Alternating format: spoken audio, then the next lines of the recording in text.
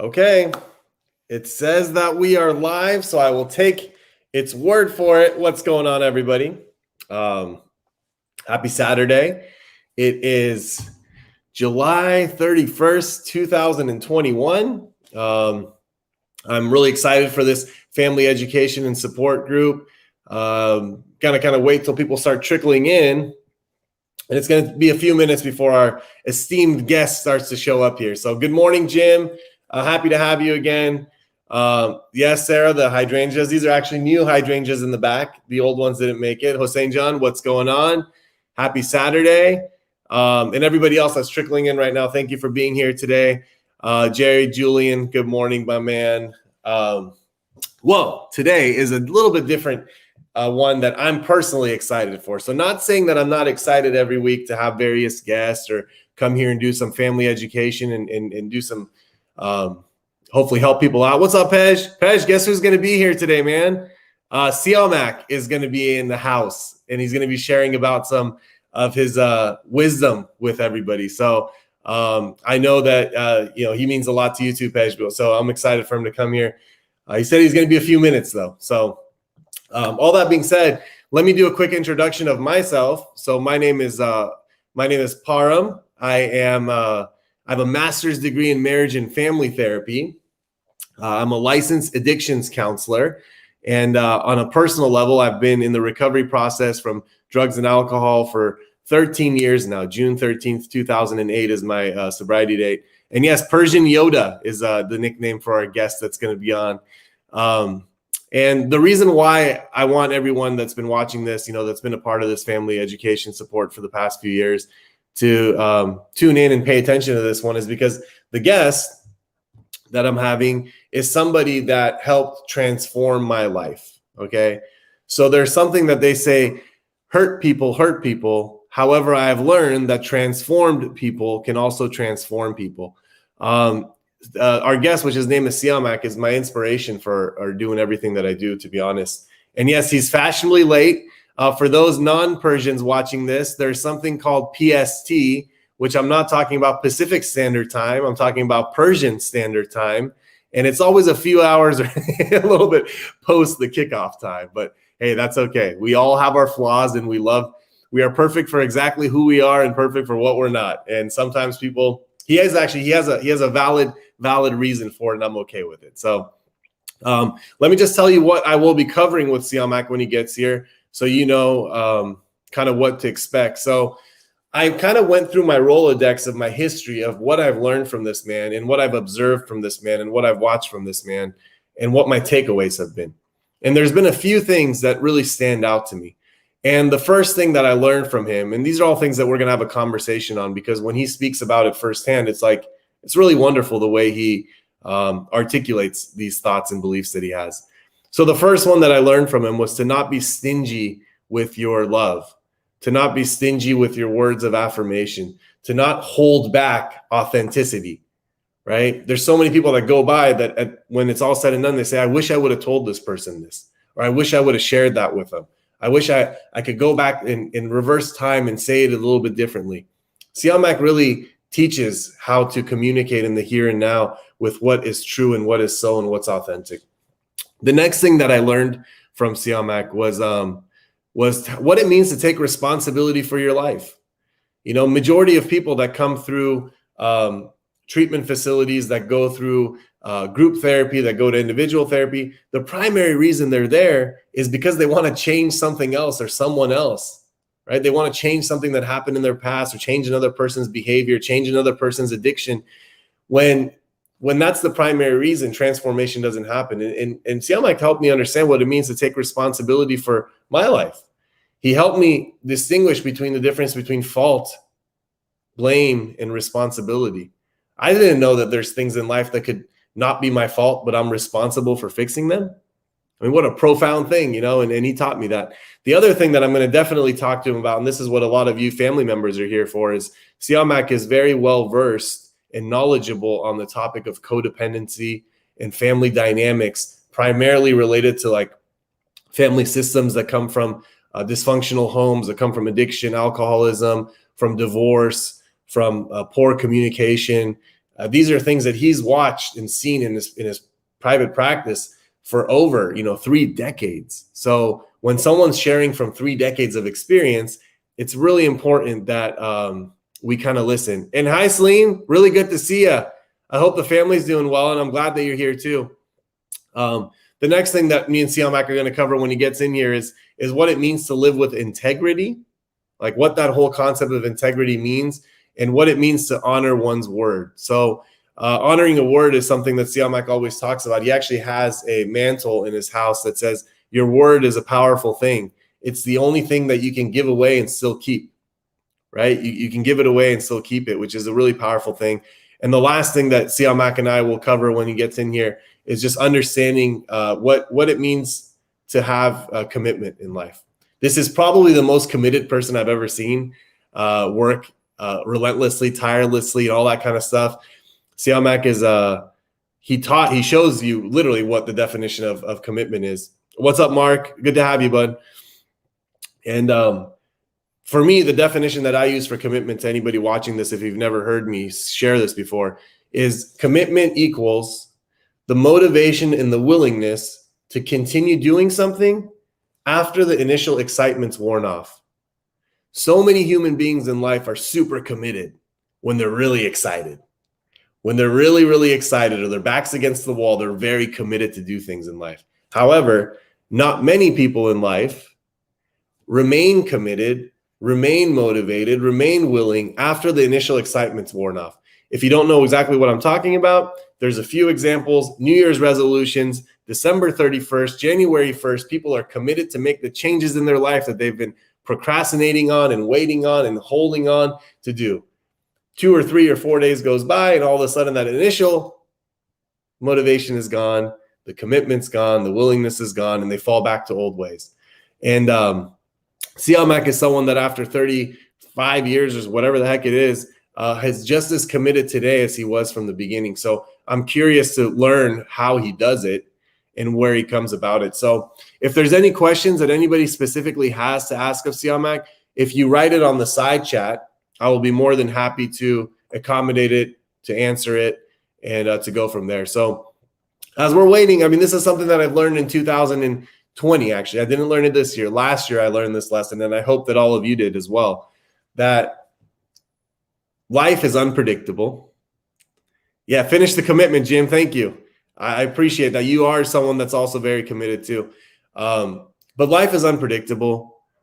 There's one constant in life, and we hear this all the time, that constant is change. One of the most important characteristics of all of us watching this right now is, can you adapt to what's happening in real time? Right? So some of you are here because of your loved one's addiction. And all of a sudden life is going a certain way, and then something happens that derails you off your path, derails you off the feelings you're having. Are you able in that moment to adapt to it, to respond to it, to objectively look at it? And if the answer is no, do you have other people in your life?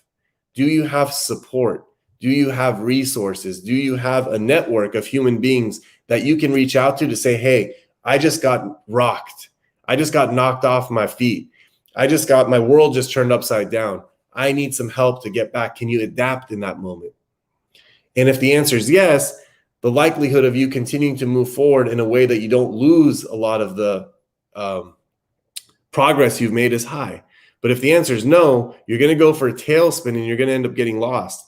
So I'm adaptable 100%. And if you see me a little distracted, just wanting to make sure to see if I heard from him yet, but he'll be here. And he is worth the wait. It's one of those kind of people that he's worth the wait.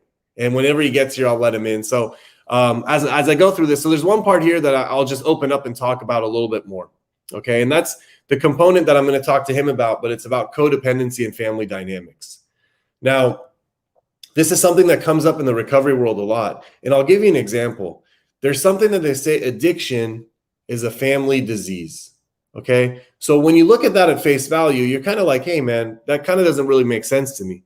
But here's how it all makes sense.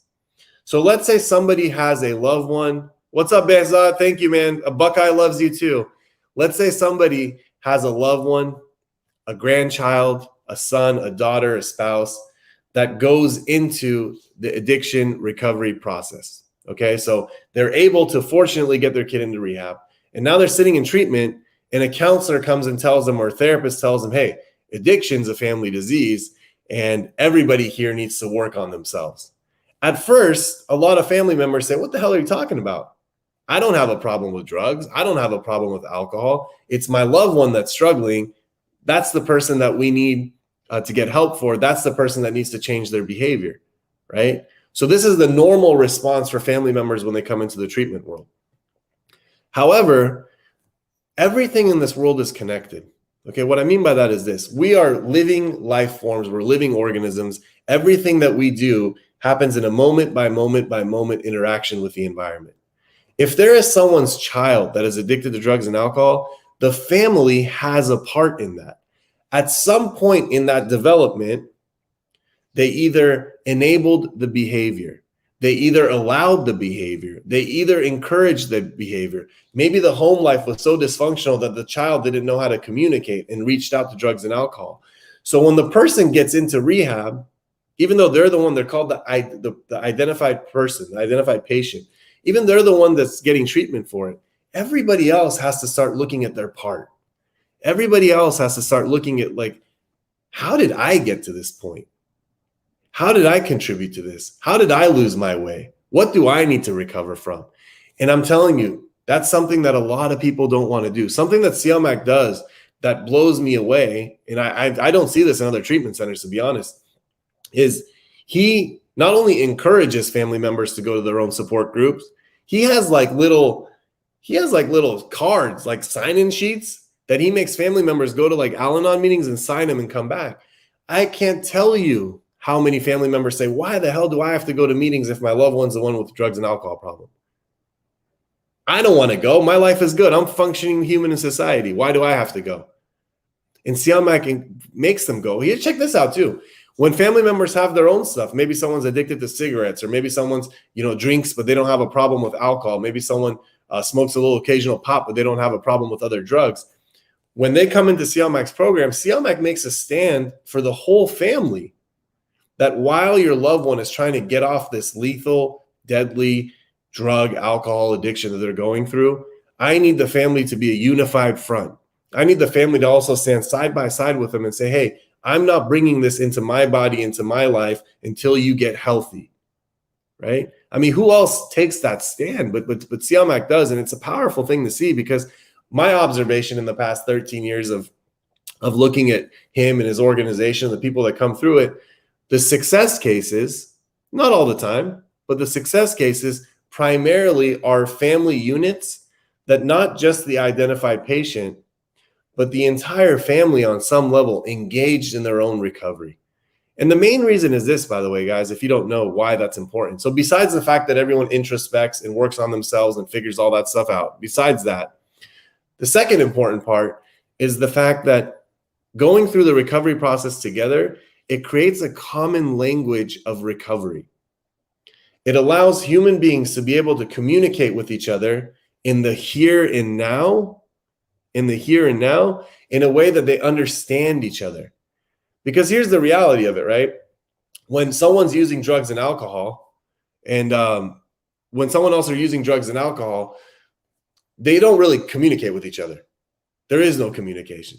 And then when the person gets sober, they start going to meetings, working with therapists, working with counselors, doing group therapy. They start to gain this new vocabulary, this new language that's rooted in recovery process. And guess what? If the family's not doing their own work, they still can't communicate. It just won't make sense to them. Foreign language.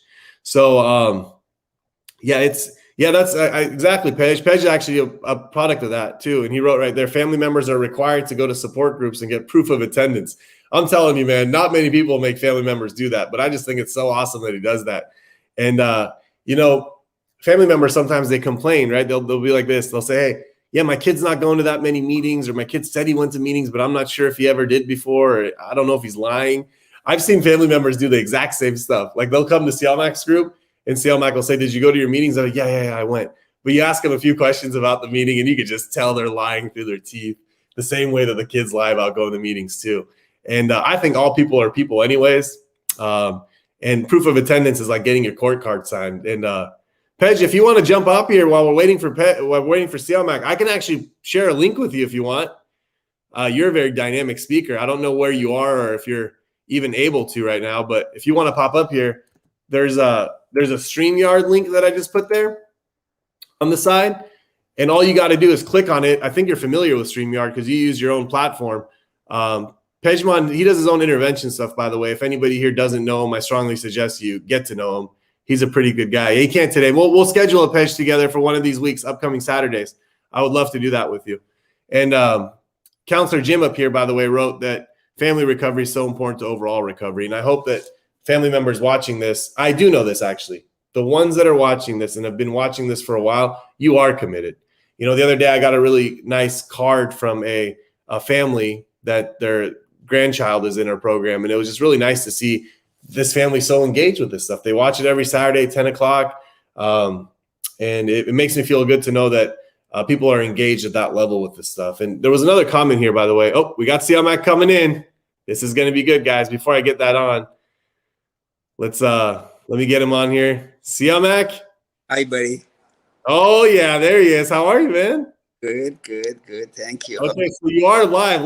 I'll tell you what I was doing while you were getting ready, and thank you for being here. I know this really tough time slot on Saturdays, but first of all, I love you. I want you to know that. I love you too. I talk about you all the time. I don't know if you ever hear me talk about you, but I will tell you what I normally say, and I'm gonna kind of go from there. So this is the man, the myth, the legend, everybody, that I was talking about. And he is my motivation for the man that I am today. And I'm not just saying that lightly. I truly mean it. So let me give you a quick background before I pass it to Siamak. 13 and 2 months ago, I guess, I went to Siamak's treatment facility, which we'll talk about here in a little bit because he just is fully licensed in the state of California now. And we'll talk about what he could provide for individuals. But I went to Siamak's place, and at this point in my life, I was about 25 years old. I was lost. I was a college dropout, really struggling in life, and I had a really wicked alcohol and drug problem. And I go to Siamak's house by referral of a psychiatrist who was trying to get me sober, and Dr. Anushirvani, and he's like, son, he's like, you need way more help than I'm able to give you. You just can't stop putting the bottle down. So I go to Siamak's over there. And I had this conversation with Siamak, and it was June 12th of 2008. And I had this conversation with Siamak, and you know, I was so full of guilt and shame about who I had become in life. I never really talked to anybody about it, especially an Iranian man. You know, I'm a Persian guy, and I'd never really talked to anyone about it. And by the time that conversation was over, Siamak, I swear to God, man, I left your house. And I promised myself that one day I will make another person feel the way that this man just made me feel. I mean, you made me feel love. You made me feel compassion. You made me feel like you care. You made me feel like you gave a shit, even though you didn't know me. And, you know, I didn't get sober that night. I actually got sober the next day. That night when I left your house, I ended up overdosing and ending up in the hospital. And that's the truth. And it's funny, you told me, you're like, son, you got to come into the program today. You got to check in today. And I said, Siamak, I'll come tomorrow because alcoholics, as we know, are the busiest people in the world with nothing to do. You know, and I left your house and I ended up almost not coming back. But that's how I met you. So feel free, Siamak, let people know who you are. Share a few things about yourself. And I have a couple of questions that I want to go through with you. So thank you for making time for me, man. Oh, my pleasure. First of all, I apologize for coming on late. Saturdays are my day with my mother, and I came early and I tried to give her breakfast and make her feel comfortable and turn the TV on and set her right because she's an old lady. She's 89 now. And by the way, this is a privilege and opportunity that I have to be of service for her because I'm sober. And I don't take that lightly. Like, that's really an honor and pleasure for me to be there for my mom and give her my whole Saturdays. So sorry for being late. As soon as I situated her, I had a little bit of struggle getting in, but forgive me for being late, please. And as far as introduction, how can I top that? You already said everything very generously. But all I want to add to it is that I really was just sort of created this space in which you discover who you are, and you tapped into the magnificence of yourself. You know, you're an awesome man. You are, and you were somehow lost to the disease of addiction. So what I did kind of cleared the air, and you got in touch with yourself. You saw who you are, and here you are. You showed up. You showed up, and it's really a privilege. It's the greatest opportunity for me, my community, American community, everyone. I want to know there is a man like you who's really committed to carry the message in a very professional way, an ethical way. And I know you as someone very ethical, very, very professional, and very committed. So I'm honored to have ever been crossing your path. So thank you. Oh man. Well, thank you for that, Siamak. And I think it's wonderful I know your relationship with your mom. So as soon as you told me that you're with your mom, I was like, hey man, take as much time you need with mom, because I would be doing the same myself. Thank you. Yeah. So, as I was going through this, Siamak, I was thinking about what are some things that I learned from you over the years, right? And there's a few things that stood out. And the first thing that stood out to me was you taught me how to take responsibility for my own life. Okay. That I am responsible for me. Now, I might not be responsible for some of the things that other people did to me in my past, but I am responsible for myself and how I live my life. I'm responsible fully today. And I learned that from you. And you want to know the first time I learned that lesson, when it was? I have an exact moment in time that I learned that lesson. So when was it? I was able to, you finally gave me a pass to be able to go stay out a few hours later in curfew. Okay. So this is when I was in your program. You said, Parham, you can go out a few hours later, make sure you're home by midnight or something, and make sure, yeah, that kind of stuff. So at 11:55 at night, my mom picks up the phone and calls me, and she says, Parham, I just want to make sure you're home okay. I want to make sure you're sober. I want to make sure that you're not going to be late. And I got in a really bad fight with my mom on the phone. I was like, what the hell? I'm pissing in a cup. I'm in rehab. I'm going to all these groups. I'm dealing with Siamak. Like, how dare she do that to me, right? And then the next day I come to your group and I sit there and I'm talking and I'm sharing, some of the program participants are co-signing my bullshit. But all of a sudden you look at me and you say, who the F do you think you are? And I was like, oh my God. He's like, Padam, you're so full of shit, man, but it's okay because you don't even know how full of shit you are. And I was like, what's he talking about? He says, so who do you think created that fear in that woman, right? How many nights, how many days did your mom stay up at night waiting for you to come home? How many times did you say you were going to be somewhere and you never showed up? How many times did you say you were going to not drink, but you ended up drunk? How many times did you do this? And now that your mom is calling you, you get offended? He's like, you're like a Michelangelo, right? You remember this? He said, you're like Michelangelo. Your mom is a statue. You chipped away and chipped away and chipped away and chipped away and chipped away, and you created the sculpture. And now you look at it and say, I don't like the way it looks. You said you have to spend the rest of your life making that okay and understanding that you created that in that woman. So that was the first lesson, Siamak, I learned about taking responsibility in my life. So feel free to share anything you want on the topic of the importance of taking responsibility in recovery. Yeah, well, thank you. And actually, why I love my life and what I do is I get to relive some of what took place in my life and be reminded. I love people taking on things that been passing on to me, including the metaphor and whatever examples, which is what you just said, and I'll pass it on. But this is why I do that. I get to get it again because I had forgotten that. You see, this is why, about 7, 8 of people, they came across my life, and I had the opportunity to work with. They are counselors. One of them is a doctor. And I know you're soon to be a doctor yourself, a therapist, licensed, and so on. And what I did, I secured my life. You guys are out there to once in a while remind me of how this recovery works, and give me back what was given to me and I passed on to you. I mean, this is, yes, a philosophy, a 12-step program, which I love it.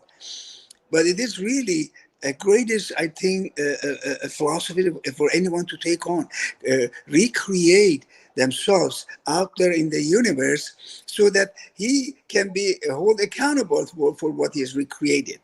The way you talk about the relationship with mom reminds me again, oh my God, I gotta really adore and appreciate my mom.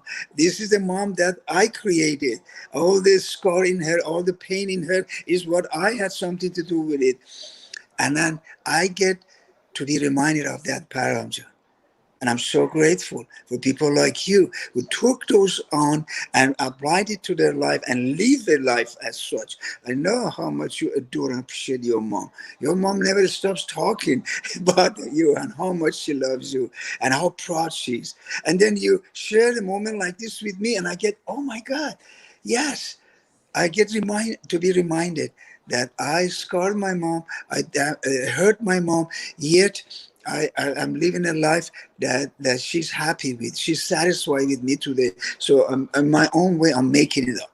So as far as the responsibility, you said, oh my God, that is one of the, I say, core issues of us addicts, alcoholics, that we need to really take on and really get it, that we created all that mess, yet we walked around, blamed it on others. We didn't take it like we're the not only perpetuator, we are the creator, we are the director, we are the writer, we are the first role actor. We did the whole movie, but creation. And then, but in the past, we put it on others that we had to do it, like they're the source or the cause.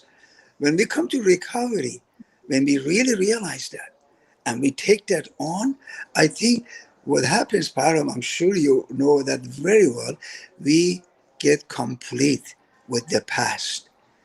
And the past will be really left where it belongs, and experience of it will become an asset to move further and move effective and responsible, and knowing, being mindful that everything we do is again our creation, and live a life of responsibility, which an addict, a practicing addict, or an addict who doesn't get all this, which I call that dry drunk, an addict who's not recovering, is not taking advantage of that. But people like you get it and live it, and here you are. I am aware of the difference you've been making. Mom tells me, sometimes I see in the media, sometimes I hear from some of your old patients, believe it or not, that they're very successful, and I tell them, where were you at? Oh, do you know someone named Param? He was my clinical director. He taught me, and I go, oh my God, really what goes around comes around. So you are a man of commitment to making a difference. And I'm so grateful that what I created back years and years ago is a space in which you discovered that. You were able to tap into that. I bet you were one of the kids that when you were born and you just barely start talking, you probably want to make a difference. You probably want to share everything you had, and so on. But at some point, you lost that, and you became such a selfish guy like I did. But this, thanks God that you went back to your sources. You are a very awesome man, and a very dedicated, very committed man. And I call people like you messengers. They say you have to be religious, you have to be Jesus Christ, you have to be Muhammad, and so on. And I appreciate them. They were great messengers too. But today, in our life, you are the one. You're the one carrying the message of love and unity and peace and making a difference. And I'm so touched with that. So honored to know you and be in your life seriously. And I just love you. I love Thank you. you, man.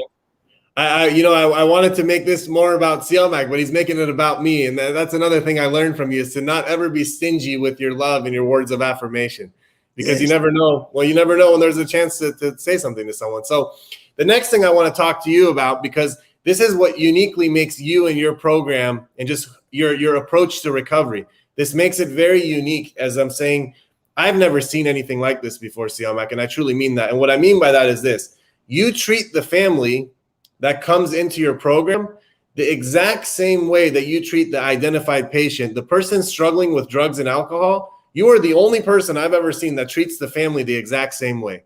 And I know that initially gets faced with a little bit of resistance, like, hey, my kid's the one with the drug problem. Why do I have to do any of this stuff? My spouse is the one that's taking all the pills. Why do I have to do my own recovery?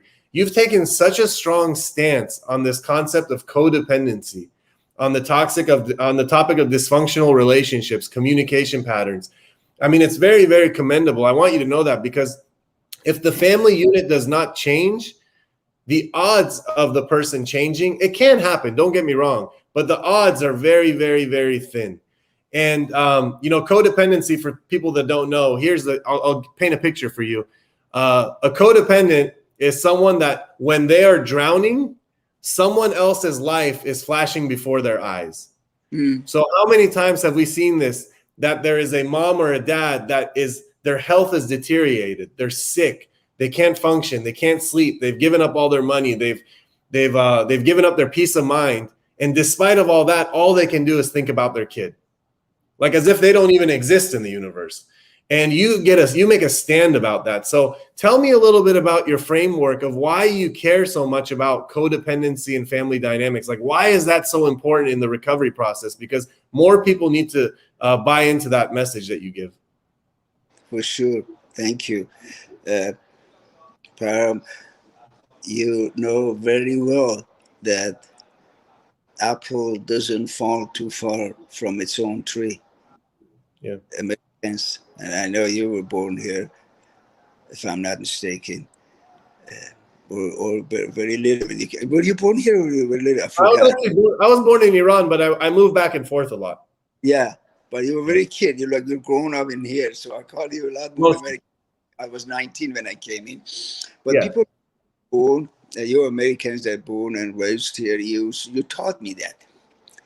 This is what I learned here, that really apple doesn't fall, drop too far away from its own tree. So it makes a lot of sense that the kid becoming an addict alcoholic and practicing for years is somehow related to that parents. And those parents are somehow related to them. They're interrelated, actually. They live together.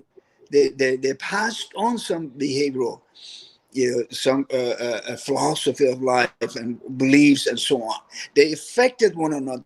So how can you take one out there and take care of them and then leave this one as it is? It just doesn't work.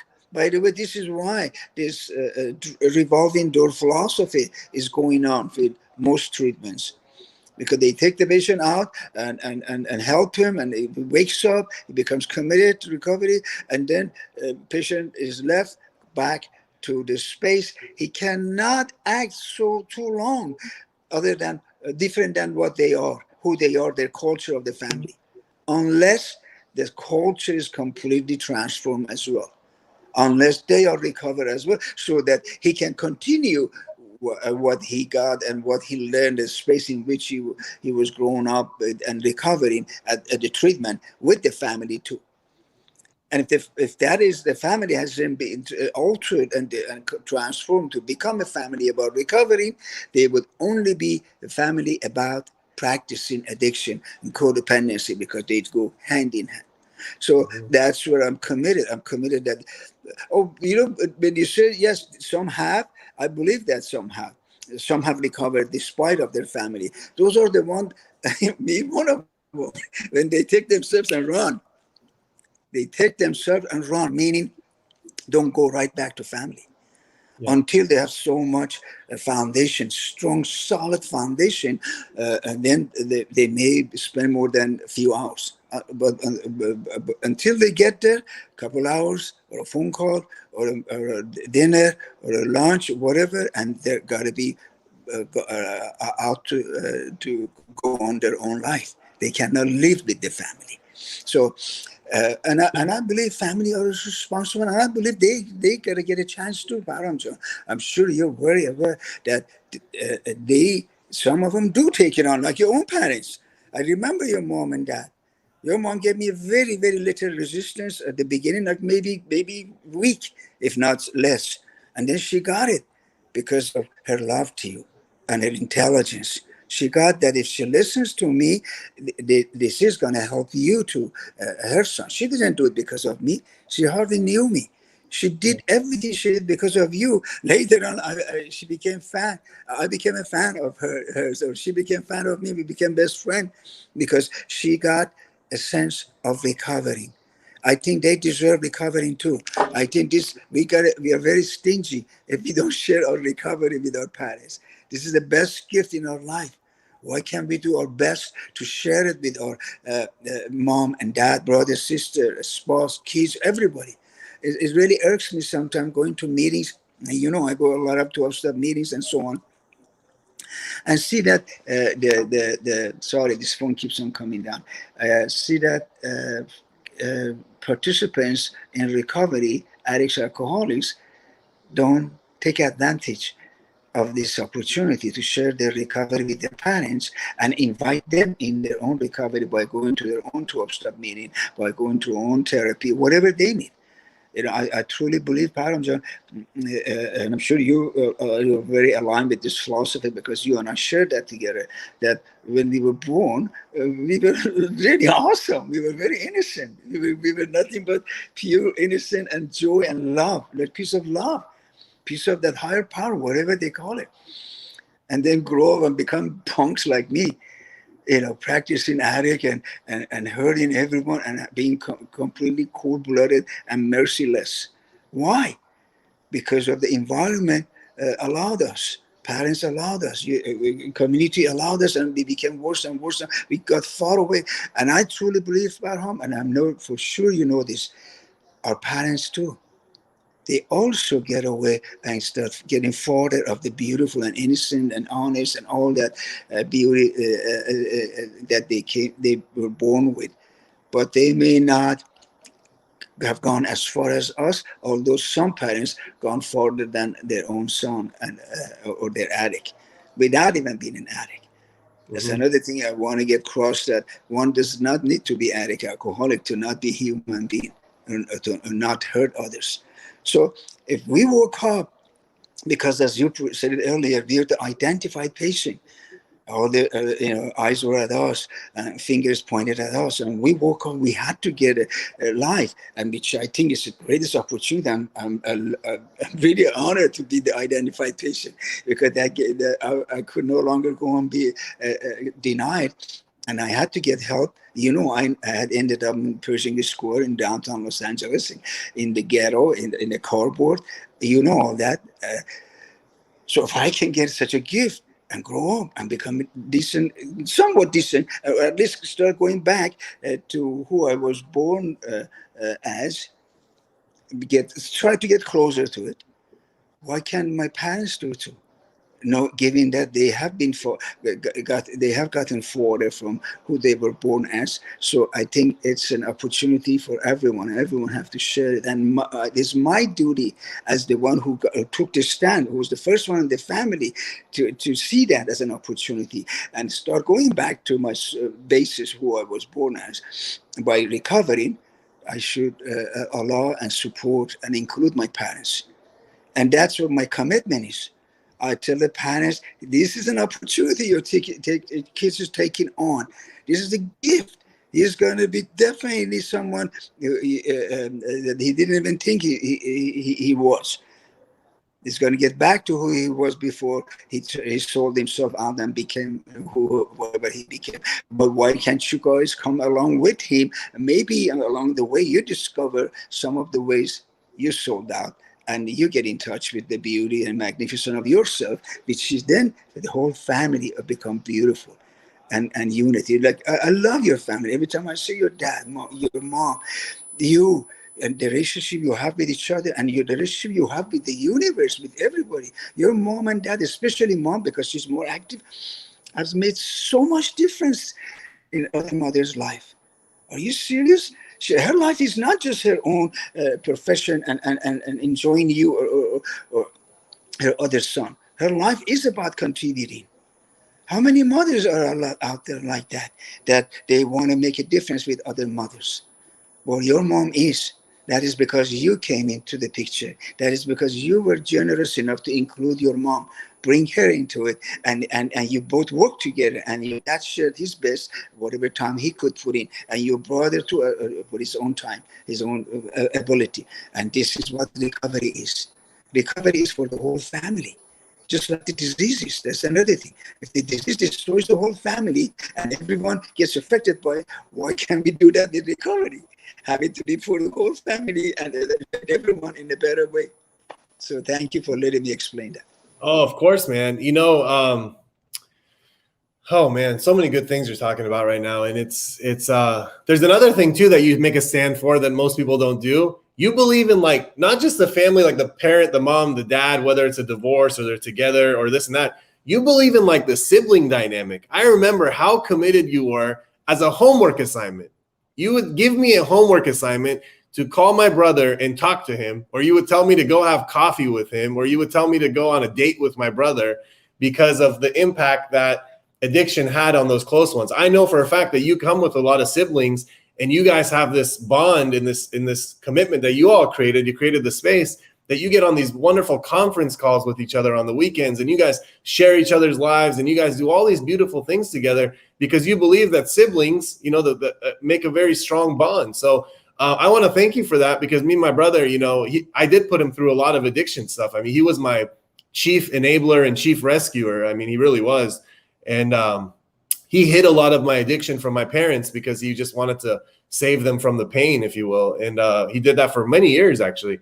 And, today, me and him, we have a great relationship. So that stand you have for family sibling dynamics is pretty cool, too. I thank you for that.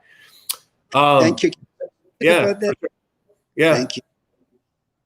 You actually said it. I just want to elaborate it, open it up, because siblings get affected too. They get hurt too.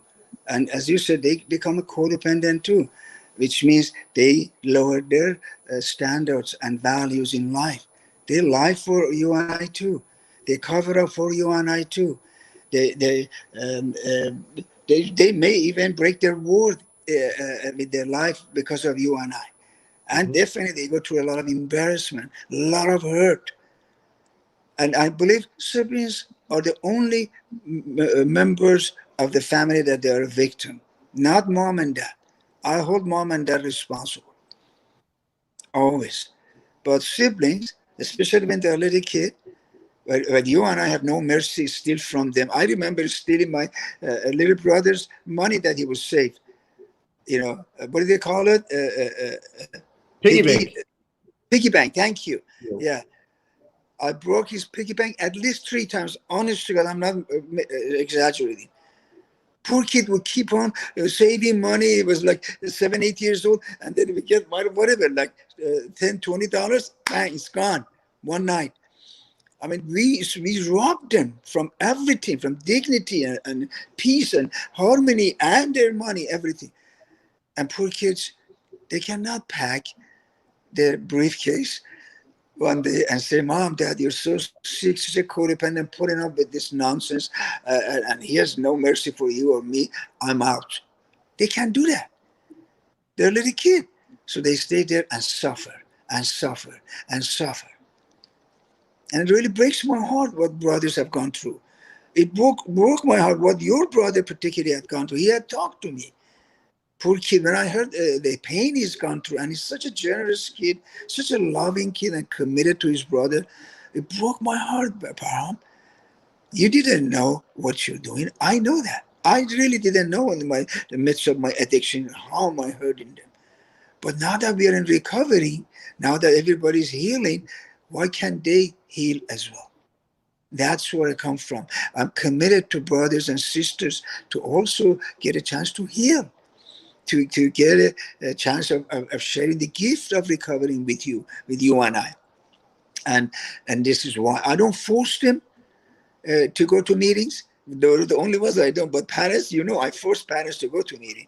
If they don't go to a meeting, I fire them from program because they need to. Because I can't say they're perpetuated, but they have a big role in this mess. So they need to go to the meeting and recover. If they don't, I say stay away from your son for a year, if not two, until he can deal with who you are. So parents go through, and thank God your parents took it on. But siblings, I cannot. So this is what I do. I created a meeting, a specific group for them, sibling and significant others. So I'm so grateful that I've been doing this for almost 35 years. January I will be know. 30. Yeah. So I'm may not be clinically in tune, up to date with you or anyone like you who's keep on going to school, keep on educating themselves. I get that, but I definitely have seen any aspects of this addiction, any kind of family. Hardly there is any story someone can tell me that I would say I haven't. 35 years should be sufficient enough to experience any kind of way in which disease affects families, how they get affected, and also knowing how they can recover from it. So I believe uh, recovery, again, like I said earlier, is for everyone, and no one left out. By the way, let's give some credit to a source in my life which passed on some to you, and that is the S training. EST training in Warren Earhart. It really helped me wake up. When I did his workshop back in 1983, I said, oh my God, what have I done to my life? And blame everybody for it. The really true sense of responsibility that I am responsible. I created my life. I created my past. Is my past. I've done it. And all that all began by going through S training. And I'm so grateful. Same time I started 12-step, I went to Pacifica House for treatment. So all of them happened at the same time, one after the other. And I'm so grateful to that. So grateful, man. Param, I know I'm an addict, and I know you are too. You may have never announced it, or maybe have, but I have announced it, and I will say it always. I would die without ever using drugs and alcohol. And that is a very powerful statement for an addict to make. I know in 12-step they say don't do it one day at a time. Yes, I would say the same thing. That's only because I can only do it one day at a time. If I could do it a year at a time, I would. But one day at a time is what I live, and definitely that day I'm going to be clean and sober no matter what. So no drugs, alcohol, nicotine would take me out. I have a saying about that, and I say no. Thank you. Yeah, I know your stand. I'm on the same stand with you. It's one day at a time for the rest of the life, right? One day at a time for the rest of the life. Rest of the life. You said it, man. It's the other thing too, and I do want to talk a little bit about your facility too, just because I think it's a place that I would endorse, and I would support any individual to go there, whether they're Iranian or not. Actually, it's a wonderful place of a healing environment. But the last thing I have too that you do that's unique is when someone's son or daughter or spouse is going through the recovery process from addiction, you also get the family to commit to, while the process is going on, to also not consume, let's just go with alcohol, okay? And the reason you do it, and some family members say, hey, well, I don't have a problem with alcohol. My kid has a problem with addiction. Why would I do it? But I heard you say it one time that it stuck with me since. You say the drugs and alcohol in your son or daughter's life right now is like the enemy. Like it's like the enemy. It's destroying their life. It's taking their life. It's taking their soul. It's killing them. It's doing all that stuff. And when you say, I'm going to sleep with the enemy, I'm going to have a couple drinks of alcohol because I don't have a problem with it, that sends the wrong message to the person that's trying to recover right now. You know, it shows them that you're not a unified front with them, that you're not standing side by side with them saying, hey, I will also go through this process with you, even if I don't have it. And whenever family members give resistance to that, it turns on your antennas because you're like, hey, wait a second. I know you love your kid, but what's going on here that you're not willing to let go of this drink or this drug or whatever it is like that? Because that shows a whole different path over there. So I also want to acknowledge you for the fact that you have this message of family recovery, and you want everyone to take a unified stance while at least the loved one's going through the treatment process. You know, maybe not forever, but while the loved one's going through treatment. So that's a very unique stance that you take that I think it needs to be acknowledged publicly. Thank you. Yeah, it gives a good message, Paramjan, to addict that I am with you, son or daughter. You know, I won't go sleep with the one who took you down, destroy your life. I will not bring that into my body. You know, when we drink or smoke or take that, you know, that is the most intimate thing a human being ever do. They think making love is, of course, that is true. That even if that, if you look at it, something goes inside something else. So when we take something inside us, that's the most intimate thing. Most intimate thing. Now, if I'm taking alcohol in me, that's the most intimate relationship I have with alcohol. I'm allowing it to go to inside my body, or I'm smoking, or taking pills. So if I do the most intimate thing with something took my son and my daughter down, destroyed their life, what message am I saying? I'm saying this is good, right? Because you're not, unless you're ludicrous, lunatic, that you put something inside you uh, uh, uh, um, uh, that destroy your daughter or son's life, and thinking that is your something good, a good relationship you have with them, or positive. It cannot be. So the message is really messed up, and that's why when you tell son that, hey, I will not drink. I'm not saying not to drink. I'm saying don't be so obvious. You know, definitely while son ever comes to visit, no alcohol at home, no one drinking. You ever come to visit the kid, you should never have alcohol breath. Now, if you don't have any problem with alcohol, by all means, but keep it for yourself.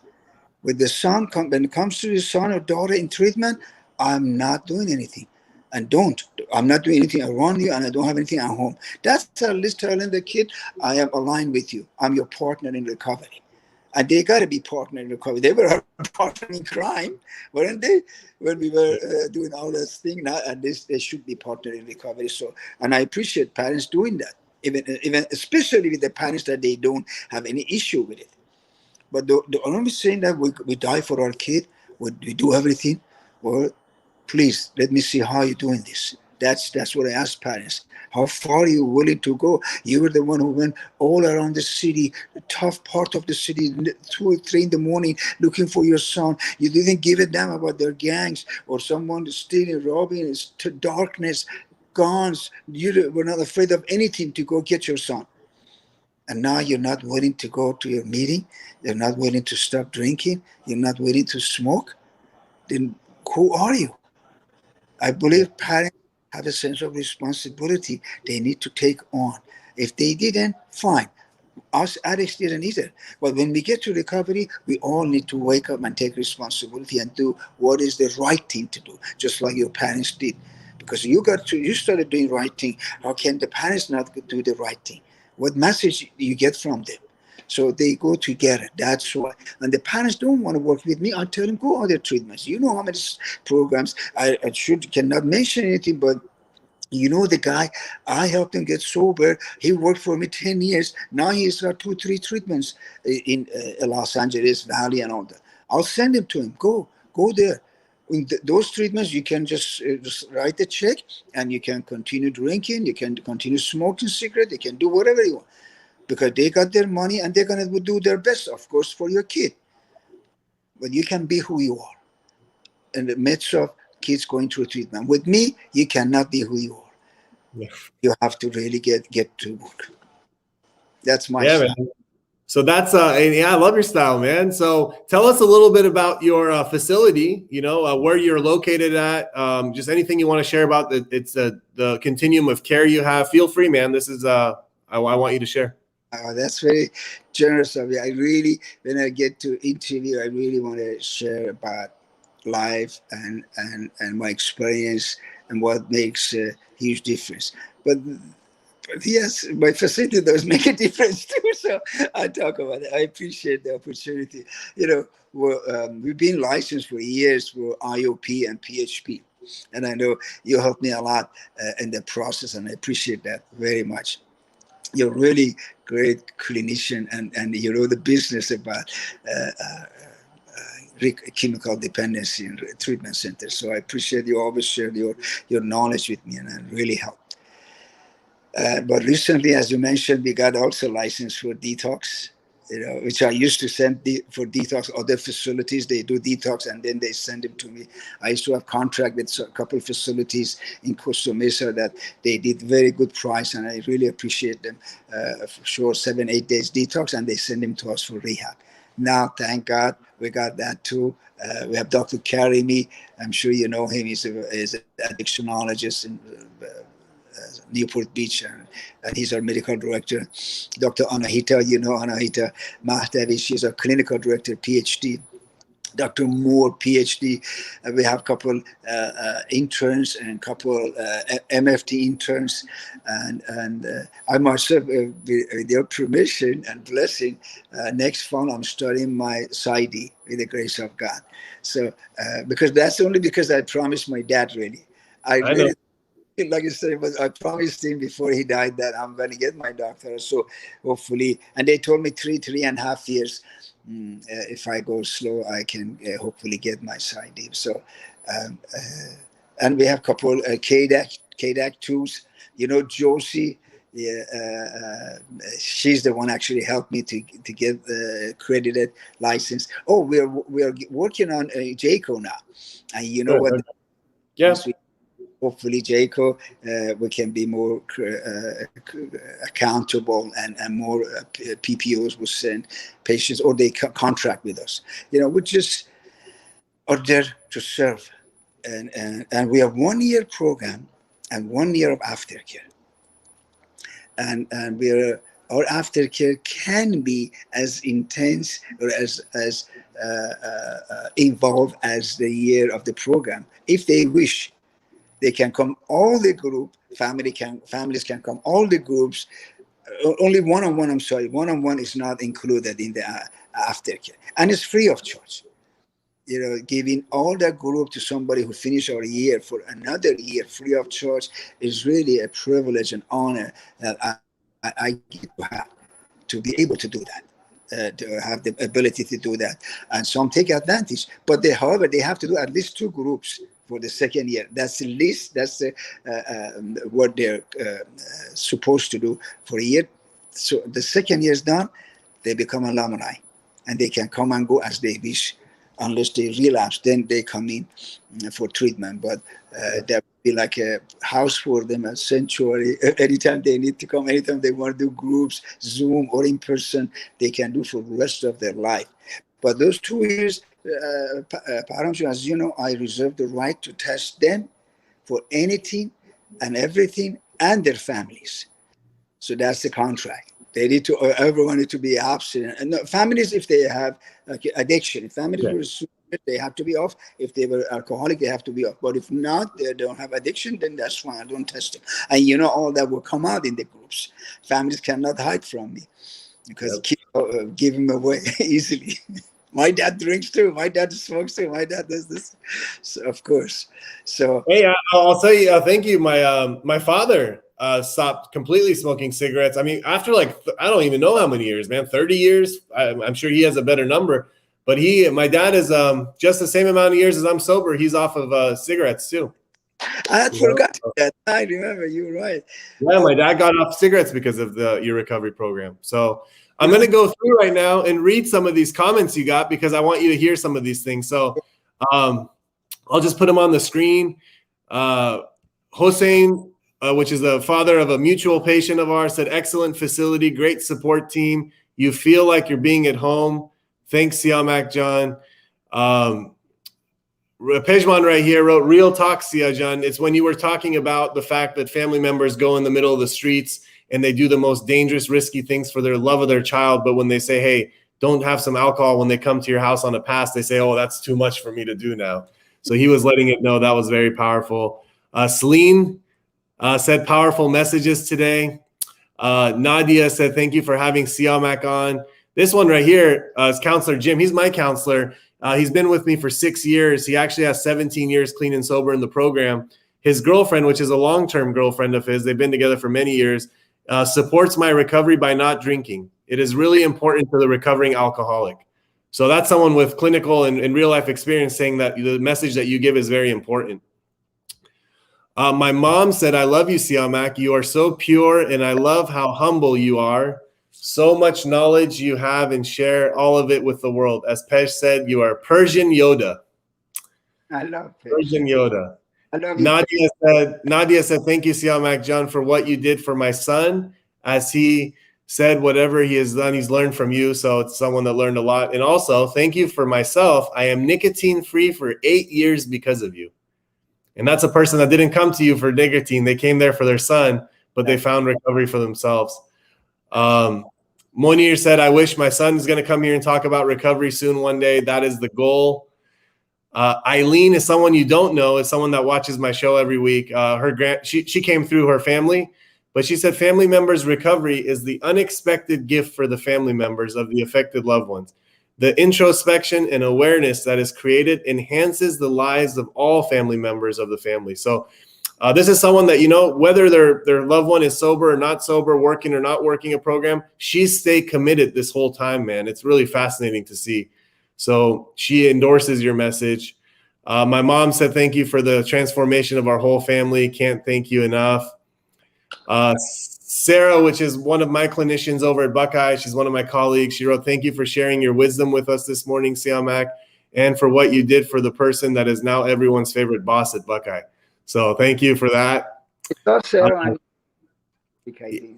yeah, Sarah was on our video. So just a few more of these. Hossein said, Siamak taught me how to overcome my ego, which was going through the roof, and look at myself in the mirror and understanding the principle of self-care and love, boundaries, authenticity, and only talk about my own recovery and transformation in life. I owe you my life, Siamak, and will always remember and appreciate that. You are my mentor. I love you, man. You too. Sean Saidi said, thank God for Siamak. I love him. Let's see. Pejman said, I have the memory of an elephant because I remembered your groups.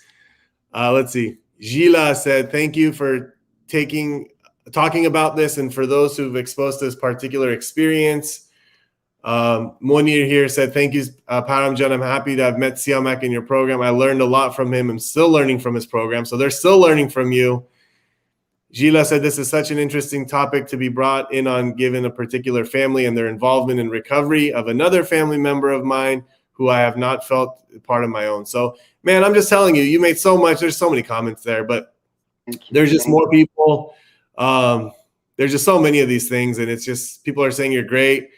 Someone just said, I can't wait to show my mom this video, you know, so it's just, you're making an impact right there, and just a lot of stuff, man. A lot of good stuff, Siamak. So all that being said, I know it's Saturday. We got family stuff to do. It's 11 o'clock. If you have any parting words, feel free to share, and we'll get you out of here, okay?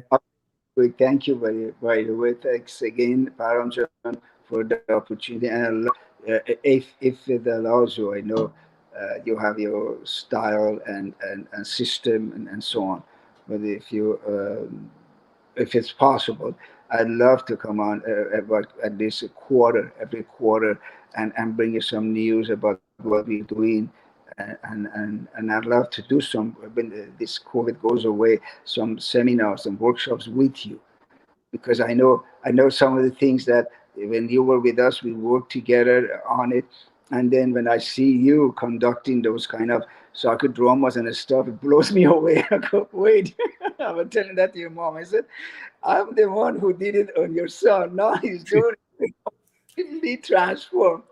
And I'm learning so much from what he does. So you're awesome, brother. I mean that, and I'm not at all trying to like, you know, I don't know, pamper you or say something to make you look good or feel good. It is the truth.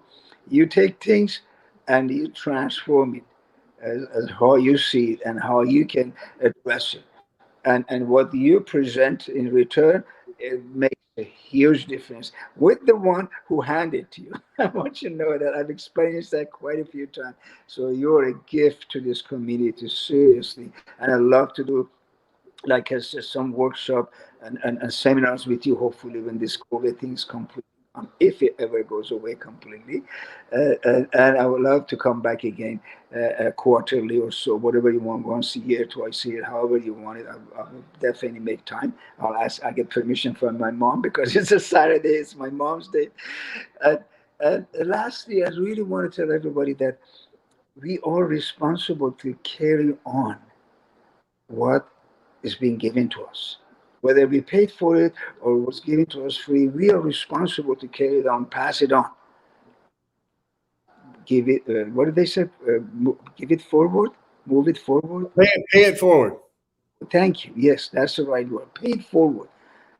And by paying this forward, folks, in fact, we get it ourselves.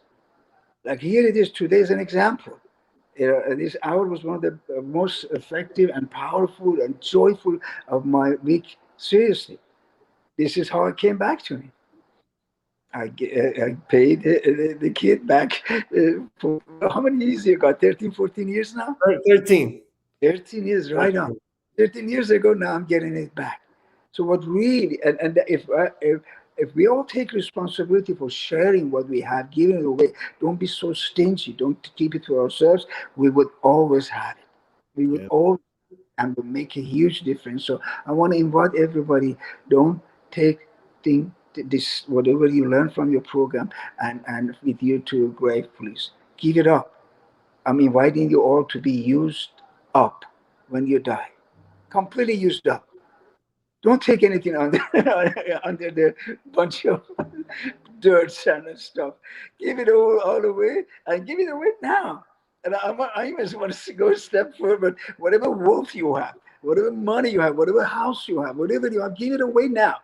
Seriously. But don't, if you go away and leave all this behind, there's going to be so many fights over it. So mine as well. Give it away. Give it to the non-profit organization. Give it to people. Give it to charities. Give it to Charlie Street. Give it to a lot of programs that they can use and make a difference here. Whatever you have, wealth-wise, whatever you have, knowledge and spirituality. And I'm so grateful that today I had this chance through you, Amuparam, to come here and give away some of the gifts I got from my own recovery. And I'm so grateful for that. Thank you.